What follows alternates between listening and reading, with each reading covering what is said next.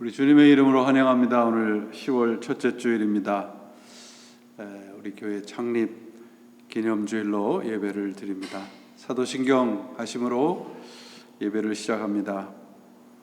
전능하사 천지를 만드신 하나님 아버지를 내가 믿사오며 그 외아들 우리 주 예수 그리스도를 믿사오니 이는 성령으로 잉태하사 동정녀 마리아에게 나시고 본디오 빌라도에게 고난을 받으사 십자가에 못 박혀 죽으시고 장사한 지 사흘 만에 죽은 자 가운데서 다시 살아나시며 하늘에 오르사 전능하신 하나님 우편에 앉아 계시다가 저리로서 산 자와 죽은 자를 심판하러 오시리라. 성령을 믿사오며 거룩한 공예와 성도가 서로 교통하는 것과 죄를 사하여 주시는 것과 몸이 다시 사는 것과 영원히 사는 것을 믿사옵나이다. 아멘. 참으로 좋으신 하나님 감사합니다. 제자교회 이름으로 예배를 드린 지 이제 언 18년의 시간이 흘렀습니다. 오늘 감사하는 마음으로 주님 사랑하는 마음으로 기념주일 예배를 드립니다. 하나님께서 흠양해 주시고 지금까지 지켜주셨듯이 하나님의 은혜가 충만케 하시고 말씀이 강물처럼 흐르는 복된 교회로 주님께서 이끌어 주시옵소서. 이전에 속한 모든 백성들 한 사람 한 사람들의 삶을 지키시고 보살피시고 치유하시고 회복시키셔서 하나님 안에 있는 참된 기쁨을 누리며 살아가는 당신의 자녀들로 만들어 주옵소서. 오늘도 하나님께 간절한 마음으로 매달리니 감사드리며 이 예배의 시간 주님께서 주시는 참된 은혜 충만케 누리게 하시고 부족하고 연약한 백성 한 사람 한 사람들 찾아가셔서 하나님의 위로하심 주시고 그리고 하나님의 회복하심과 치유하심 허락해 주옵소서. 오늘도 예배드리면서 그리하여 하늘의 신령한 평강과 기쁨 누리는 복된 시간 되게 하여 주시옵소서. 주님으로 영광 받으시기를 원하옵고 예수 그리스도 이름으로 간절히 기도합니다. 아멘.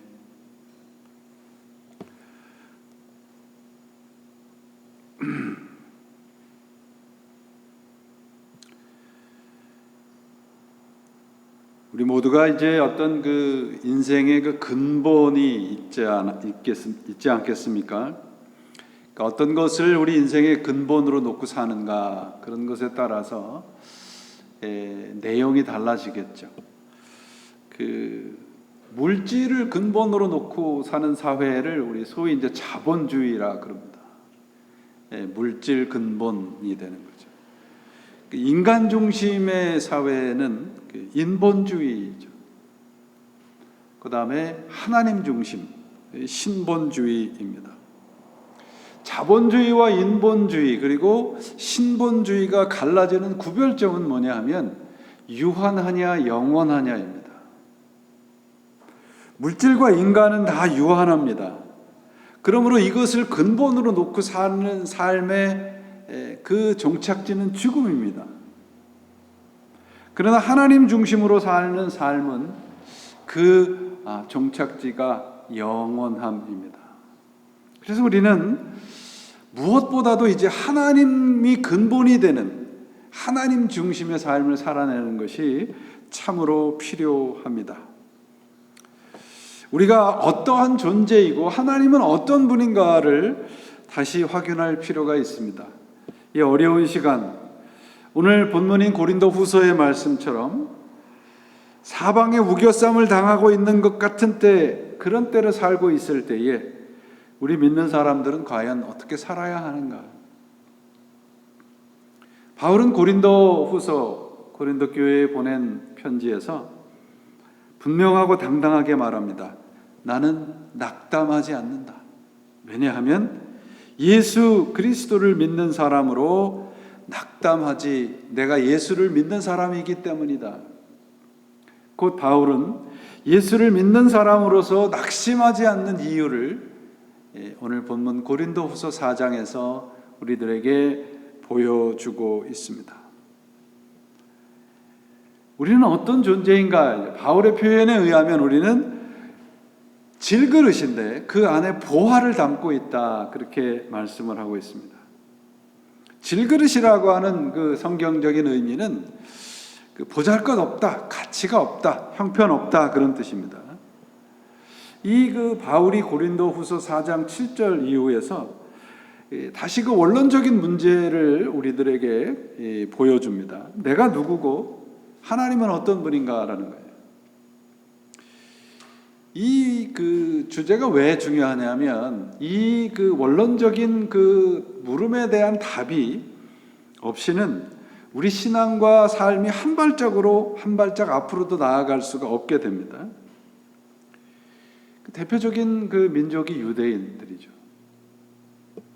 유대인들이 이제 그들에게 배울 점이 참 많습니다. 그런데 사람들은 그들을 칭찬할지 몰라도 하나님 편에서는 그들은 실패한 민족입니다.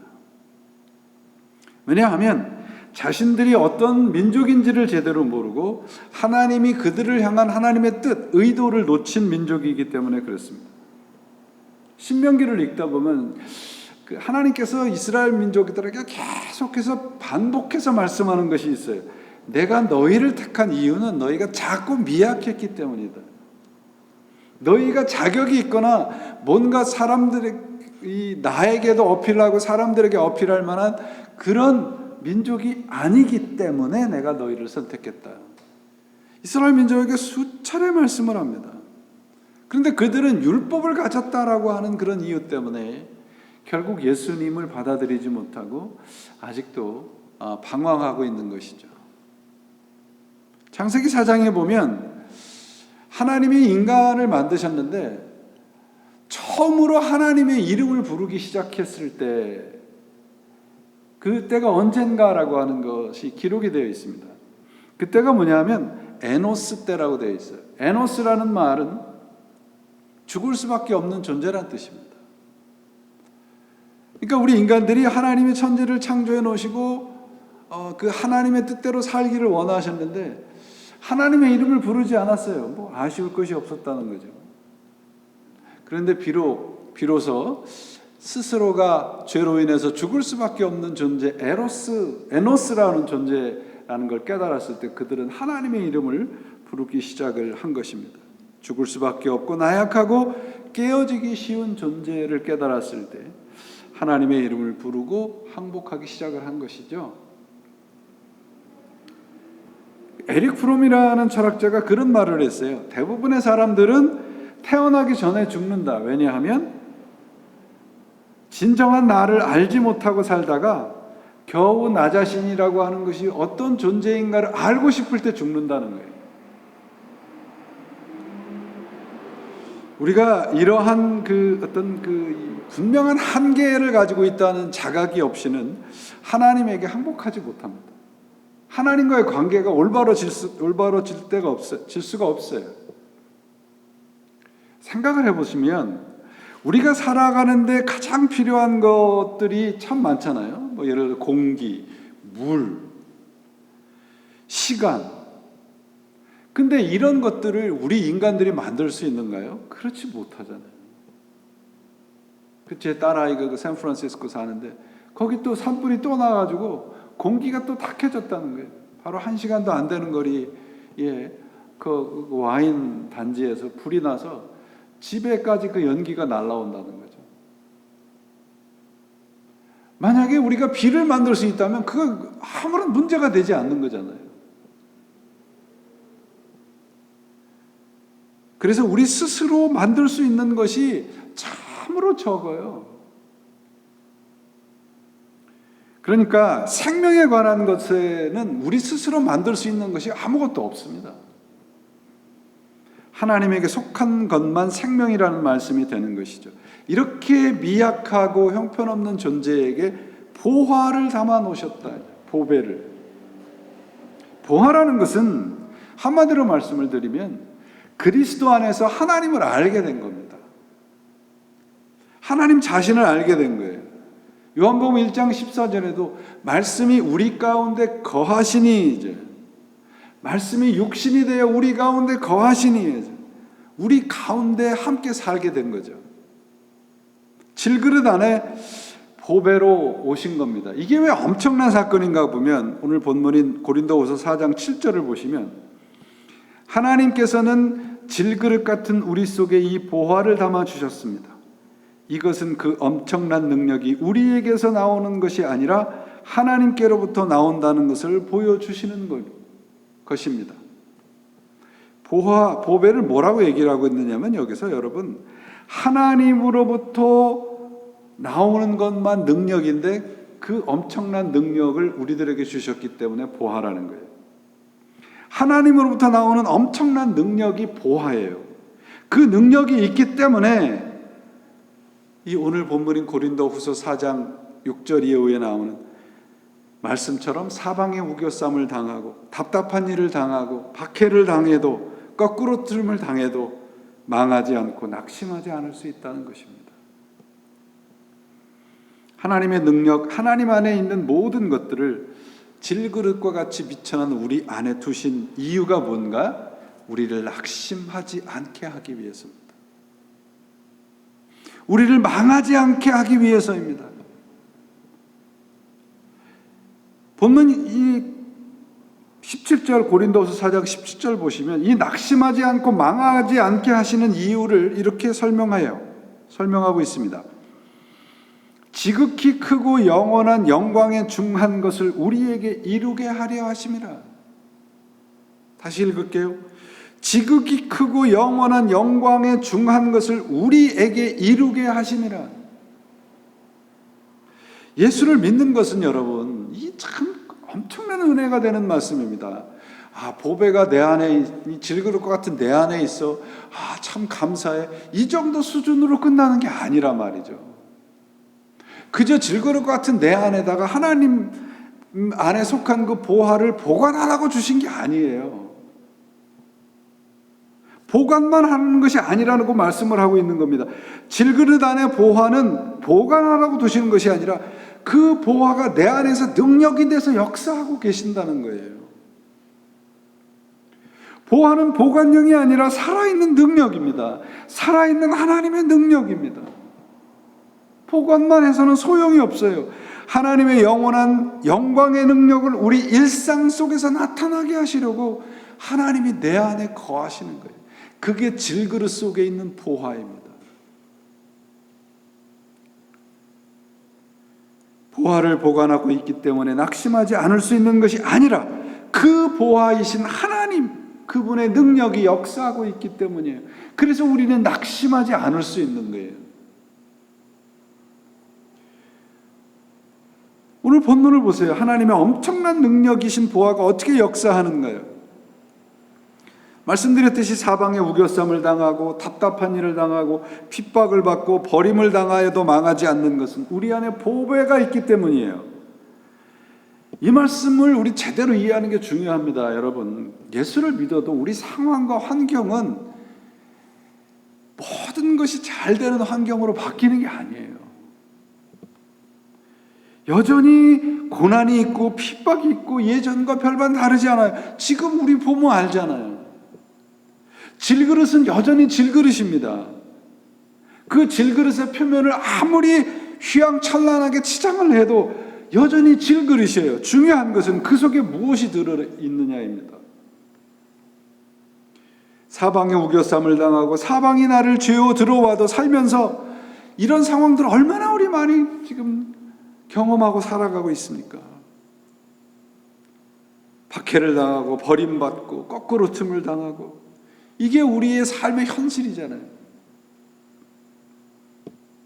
그런데 이게 왜 보화인가? 우리에게 또 다른 선택이 있는 거예요. 또 다른 하나님이 주시는 세상이 있는 겁니다. 우겨쌈을 당해도 당하지 않는 거예요. 답답한 일을 당해도 낙심하지 않는 겁니다. 거꾸로 틀림을 당해도 망하지 않는 거예요. 이게 우리 그리스도인들의 축복입니다. 이 낙심이라는 단어를 살펴보면 또한 은혜가 돼요. 이 낙심이라는 단어를 바울이 헬라어 단어를 이런 뜻의 단어를 사용합니다. 중요한 일에 대한 열정을 잃어버린다. 그러니까 여러분, 낙심하지 않는다는 것은 상황과 관계없이 하나님을 잊어버리지 않는다는 거예요. 상황이 나를 죄어오고 상황이 나를 거꾸로 틀리고 상황이 나를 어려움을 당하게 해도 나는 그 속에서도 하나님을 잊지 않는단 말이에요. 왜? 내 안에 계시니까. 우리 정말 이 코로나 시대를 살아가는데 이 필요한 게 이거 아니겠어요? 바이러스가 나를 침범해 와도 트럼프 대통령이 바이러스에 감염이 됐다고 그러잖아요. 예외가 없는 거예요, 여러분. 예수 믿는다고 예외가 있습니까? 없어요. 그런데 그 속에서도 하나님을 잊지 않을 수 있는 겁니다. 그게 보화입니다.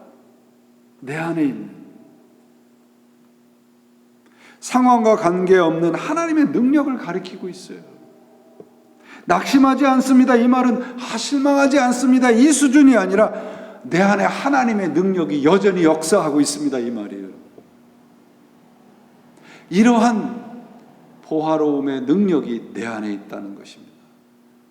오늘 이 어려운 시절에 우리가 다시 회복되어야 할 바로 그 하나님과의 관계가 바로 이겁니다. 내 안에서 이렇게 역사하고 계신다는 거죠. 여러분, 하나님을 우겨서 할 수 있는 게 세상에 뭐가 있어요? 하나님을 거꾸로 드릴 수 있는 게 세상에 뭐가 있습니까? 죽음도 하나님을 거꾸로 드리지 못했잖아요.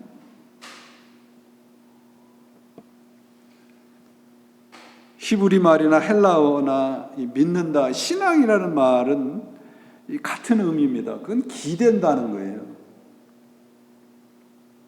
그러니까 하나님이 내가 이렇게 기댈 때 하나님이 휘청거리지 않으시는 거예요. 그게 신앙이에요. 내가 아무리 하나님에게 온전히 내가 기대도 하나님은 휘청거리지 않으신다는 것이죠. 그게 낙심하지 않는 거예요. 그래서 내가 언제든지 그분에게 다가가서 기댈 수 있는 겁니다. 그게 신앙입니다. 그게 바로 아멘의 뜻입니다. 우리의 현실이 척박하고 정말 힘들고 어려워도 예수 믿는 그 믿음으로 환경과 상황은 바꾸지 못합니다. 그러나 내가 그분 안에 있는 하나님과의 관계는 결코 변하지 않습니다. 우리 인생은 우겨쌈을 당하지만 예수 안에 있는 인생은 우겨쌈을 당하지 않습니다. 이것이 보화를 담고 사는 우리 질그릇된 신자들의 신앙의 실력이 되어야 할 것입니다. 우리 안에 보화가 무엇인가를 잊지 않고 사는 사람들의 모습이 우리의 모습이어야 합니다. 보화가 크고 영원한 영광을 우리에게 이루려고 하시는 것이 무엇입니까? 그분의 능력입니다. 그분의 사랑입니다. 그분의 은혜입니다. 예수를 믿는 사람들에게 약속한 그래서 축복이 무엇입니까? 영원함이에요. 영원함. 이 세상의 그 어떤 것으로도 이 영원함을 변화시킬 수 있는 건 없단 말이죠. 얼마 전에 돌아가신 그 한국의 장영이라고 하는 교수님이 있죠. 이분이 정말 그 장애를 갖고 태어났는데도 암투병을 하다 돌아가셨는데 그 암과의 처절한 싸움에서 이렇게 고백해요. 하나님은 일어서는 법을 가르치기 위해서 넘어뜨리십니다.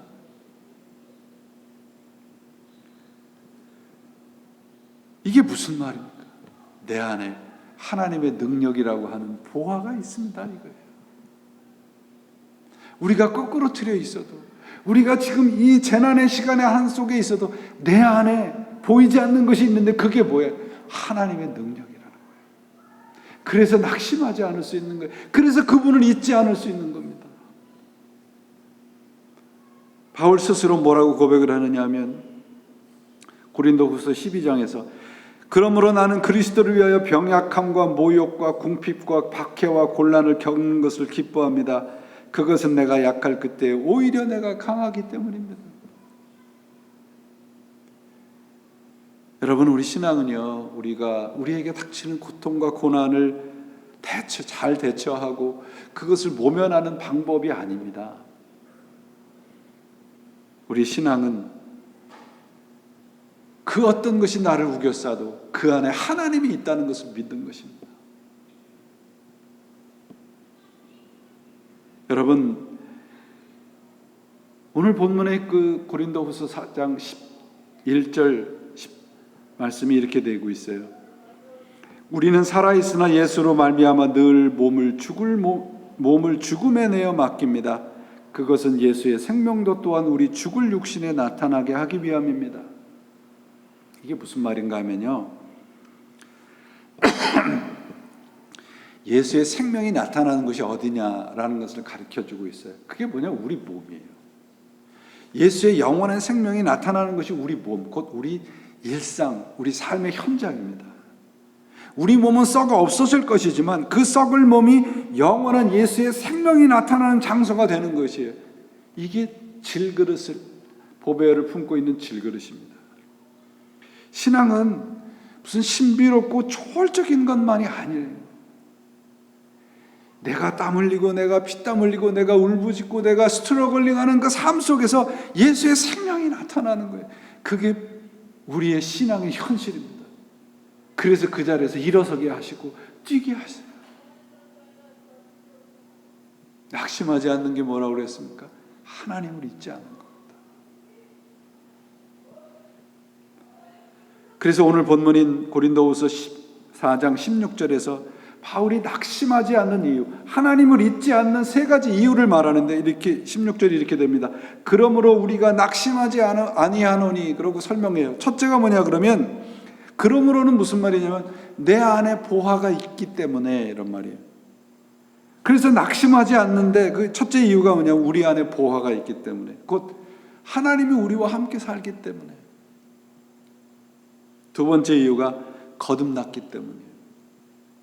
거듭났기 때문이란 말은 나는 이제 겉사람으로만 살지 않기 때문이라는 거예요. 내가 눈에 보이는 것으로만 살지 않기 때문에 낙심하지 않을 수 있다는 것입니다. 세 번째가 그래서 보이지 않는 것을 볼 수 있기 때문이에요. 내 겉사람은 볼 수 없지만 속사람은 계속 바라보기 때문이에요. 여기서 본다는 단어가, 헬라어 단어가 무슨 말이냐면 계속 지켜보면서 묵상한다, 이런 뜻이에요. 내 육안으로는 보이지 않아요. 그런데 내 속사람은 그것을 바라보게 하시고 또 그것을 보게 하시고 그것으로 내 삶의 근원과 능력이 되게 하신단 말이에요. 그래서 그 결과가 뭐라고요? 낙심하지 않을 수 있다는 것입니다. 한마디로 예수 안에 있는 삶, 우리 안에 품고 있는 보배가 바로 영원한 것이기 때문에 이 세상 유한한 것들이 우리를 둘러싸고 우겨싸도 우리는 낙심하지 않습니다. 하나님을 잊어버리지 않을 수 있습니다. 거듭난다는 의미는 여러분, 겉사람으로만 살지 않는다는 거예요. 오늘 본문이 뭐라고 설명을 하고 있습니까? 겉사람으로 살지 않는다는 것은 내 생각, 감정, 의지로만 살지 않아요. 나를, 겉사람을 지배하는 속사람이 있어요. 그게 뭐예요? 하나님이에요. 겉사람은 다 낡아져요. 그러죠? 그렇게 되어 있잖아요. 겉사람은 다 낡아 없어지지만 속사람은 날로 새롭다 말이죠. 이 16절에 낡아진다는 말이 옛날 그 과거 번역 성경을 보니까 후패한다고 번역을 해놨더라고요. 근데 이 영어 성경으로 보니까 이 후패, 낡아진다라고 하는 성경이 waste라는 번역을 해놨습니다. 이게 원문에 가까운 번역이에요. 무슨 말인가 하면 여러분, 우리가 다른 사람과 똑같이 하루 24시간을 살아가잖아요. 오늘이라는 시간이 지나가면 다시 오늘이라는 시간은 돌아오지 않습니다. 그러니까 웨이스트한 거예요. 겉사람은 이렇게 살아요. 근데 속사람은 날로 새롭다는 말씀은 무엇인가 그러면 내가 오늘 하루를 웨이스트하지 아니하고 하나님에게 더 가까이 갔단 말이에요. 웨이스트한 것, 곧 낡아서 없어지는 것, 후패한다고 하는 것은 뭐냐 그러면 겉사람은 이런 거예요, 여러분. 야고보서 4장에도 우리가 이 세상의 생명이 뭐냐 그러면 잠시 있다가 없어지는 안개와 같은 거라는 것이죠. 안개의 특징은요, 해가 나면 흔적 없이 사라지는 거잖아요. 오늘 우리의 삶이 웨이스트하지 않으려면 하나님을 잊어버리지 않고 살아야 합니다. 그게 영원을 준비하는 삶이에요. 여러분, 영원이라는 시간은 내가 죽고 난 다음에 시작이 되는 게 아니라 내가 예수를 믿는 그 순간부터 시작이 되는 겁니다. 오늘 우리는 영원이라는 시간으로 살아갑니다. 그 영원이라는 시간은 낙심하지 않는 시간, 하나님을 잊어버리지 않는 시간이에요. 곧 하나님의 그 능력으로 사는 시간이 영원이라고 하는 시간입니다.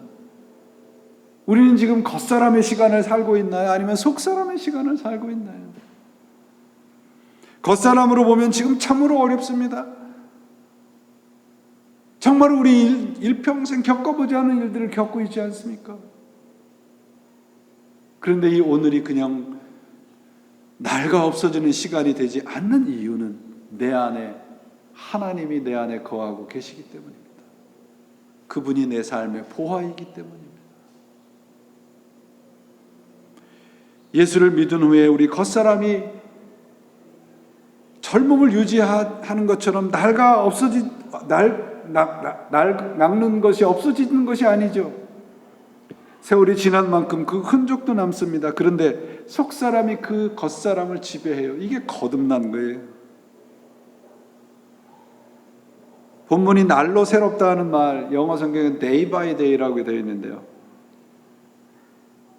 헬라어 성경에 가까운 번역을 찾아보니까 하루가 다르게입니다. 하루가 다르게. 우리 육신은 점점 낡아지고 늙어지고 어렵지만 속사람은 하루가 다르게 새로워지고 있어요. 왜? 내 안에 하나님이 계시기 때문에. 여러분, 우리의 속사람이 이렇게 새로워지는 것은요, 다른 것으로 되지 않습니다. 하나님과 함께 사귀어 사는 것입니다. 말씀 붙잡고 사는 겁니다. 상황이 나를 밀어내고 우겨싸고 나를 답답한 일로 몰아가도 하나님을 잊어버리지 않을 수 있는 단 한 가지는 그분의 말씀 속에 사는 것입니다. 그래서 본문 4장 17절에 보시면 잠시와 영원과 환난과 영광과 가벼운 것과 무거운 것, 이 두 가지를 대조하면서 우리들에게 말씀을 해주고 있습니다. 사도 바울이 뭐라고 얘기를 해요? 자기가 당한 고난이 아주 가벼운 경한 고난이라고 얘기를 하고 있어요. 정말 그렇습니까? 40에서 한 대를 감한 매를 수없이 맞았다고 되어 있고요. 돌팔매를 맞았다고 되어 있고, 죽어서 시체가 됐다고 생각해서 사람들이 마을 밖으로 끌어내서 버린 적도 있단 말이죠. 근데 바울은 그걸 가벼운 고난이라고 얘기하고 있어요. 왜? 내 안에 하나님이 있으니까.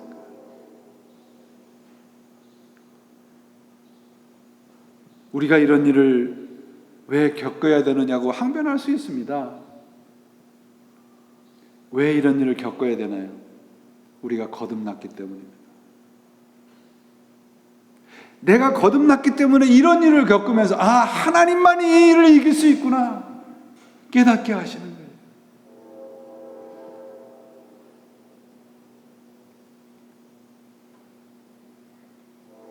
바울처럼 그의 일생의 고난을 그저 가벼운 일시적인 고난이라고 고백할 수 있는 이유가 하나님이지 않습니까?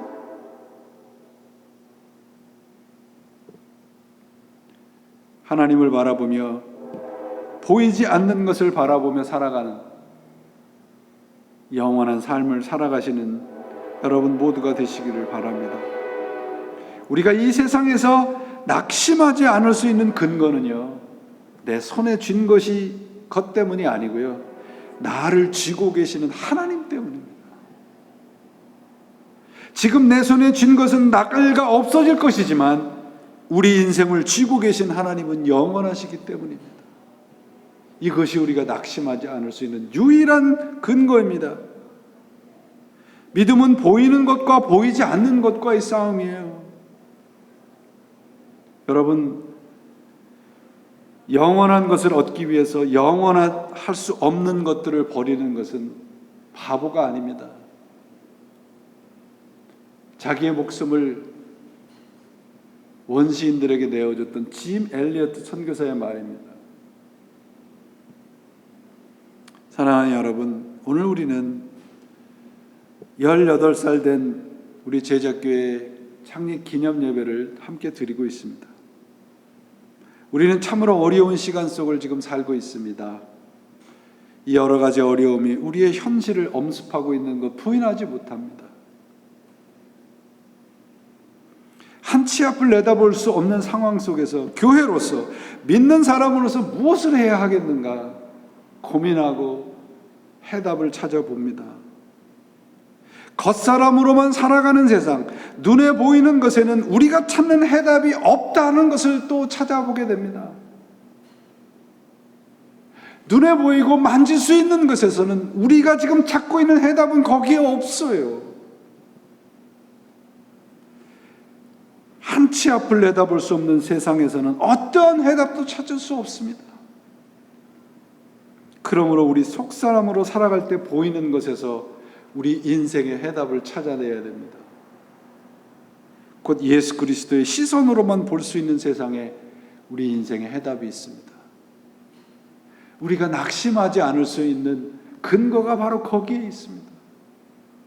현재 어려움은 그러므로 우리 인생의 해답이 그리스도 안에 있음을 알게 하시는 하나님의 인도하심이라 믿습니다. 낙심이란 바로 눈에 보이는 것에서 해답을 찾으려고 하는 태도입니다. 그래서 낙심하는 거예요. 그래서 실망하는 거예요. 눈에 보이는 것에서 해답을 찾으려고 했을 때 나타나는 태도가 낭망입니다. 낙심이란 현실을 포기하는 것이 아니라 하나님을 잊는 것이기 때문에 그렇습니다. 교회가 해야 할 일은 바로 어떠한 상황 속에서도, 지금과 같이 이렇게 힘든 상황 속에서도 하나님을 잊지 않게 만드는 일입니다. 그리고 하나님이 우리를 잊지 않고 계시다는 것을 우리의 삶으로 보여줘야 됩니다. 우리가 우겨쌈을 당한 상황에서, 답답한 일을 당한 상황에서 하나님을 잊지 않고 살아간다면 세상은 우리들에게 말할 것입니다. 저들은 유한함 속에서 영원함을 향해 가고 있는 사람들이다. 여러분, 이 말씀을 준비하면서 이 그리스도인들, 우리가 예수를 믿는 사람들이 어떤 존재인가를 다시 발견하면서 참으로 은혜를 받았습니다. 세 가지로 말씀을 드릴 수 있어요. 예수 그리스도 안에 있는 나는, 첫째, 하나님이 지으신 존재. 둘째, 예수님께서 우리를 구원하신 존재. 셋째, 성령께서 내 안에 계시고 나를 우겨쌈을 당하지 않게 하는 능력을 주시는 존재입니다. 이게 우리 그리스도인들이에요. 하나님이 만드시고 예수님이 구원하시고 성령께서 오늘도 우리와 함께 거하셔서 보화로움을 누리게 하시는, 그것이 우리들입니다. 그게 우리 교회입니다. 여러분, 우리가 잠시 받는 환난이 경한 것이 지극히 크고 영원한 영광에 중한 것을 우리에게 이루게 하심이라. 지극히 크고 영원한 영광의 큰 것을 우리에게 이루게 하시려고 오늘 하나님이 우리와 함께 계십니다. 우리는 겉사람으로 살지 않습니다. 오늘 하루를 웨이스트하지 않고 살고 있습니다. 새 사람으로 살아가야 되는 것이죠. 설교 초반에 말씀드렸듯이 우리의 근본은 물질이 아닙니다. 우리의 근본은 사랑이 아닙니다. 우리의 근본은 하나님이십니다. 하나님 중심으로 살아갈 때 우리는 영원한 시간 속에서 살아갈 수 있습니다. 그러므로 우리가 낙심하지 아니하노니, 하나님이 우리 안에 보화로 거하고 계십니다. 그러므로 우리는 낙심하지 않습니다. 오늘 이 하나님과의 관계와 내 안에 거하시는 보화로우신 하나님의 능력이 나의 삶의 근거예요. 우리의 삶의 능력이요, 우리의 삶의 목적지임을 다시 한번 확인하시고, 우리 교회와 여러분 모두가 이런 삶과 인생과 그리고 신앙의 간증이 넘쳐나시고 하나님이 얼마나 보화로우신 능력이 되시는 분인가를 매일매일 날마다 새로운 경험을 하시는 여러분들로 살아가셔서 오늘의 자리가 영원한 자리로 연결되는 하나님이 나의 주인이 되시고, 우리의 상황이 어떠할지라도 우리로 하여금 하나님을 잊지 않게 하시는 하나님의 능력이 우리 교회와 여러분들 안에 항상 끊어지지 않기를 예수 그리스도의 이름으로 축원을 드립니다. 기도하시겠습니다. 하나님 아버지, 오늘 우리의 삶이 우리의 생각과 계획대로 되지 않습니다. 그래서 힘들고 답답하고 하나님에게 불평을 합니다. 말씀 속에서 이제 하나님의 길을 또 찾아보게 됩니다. 이 세상에 그 어떤 것도 우리를 우겨쌀 수 없다고 하는 것을 깨닫게 해주신 하나님 감사합니다. 우리를 하나님을 잊지 못하게 하는 것이 이 세상에 없다는 것을 하나님 앞에 고백하게 해주심을 또 감사드립니다. 하나님, 이 힘들고 어려운 상황, 하나님께서 우리들로 하여금 하나님을 믿고 따라가게 하심을 감사드리며 주님을 어느 순간에도 잊지 않는 믿음의 사람과 믿음의 교회로 저희를 빚어주시고 인도하여 주옵소서. 이제는 우리 주 예수 그리스도의 은혜와 하나님 아버지의 크신 사랑과 언제나 어디서나 우리와 동행하시고 우리로 하여금 이 세상 그 어떤 현실이 우겨싸지 못하게 인도하시는 하나님의 그 크신 사랑과 예수 그리스도의 은혜와 오늘도 그 길로 인도하시는 성령님의 감화 감동하심이 지금으로부터 영원히 함께 하시기를 간절히 축원하옵나이다. 아멘.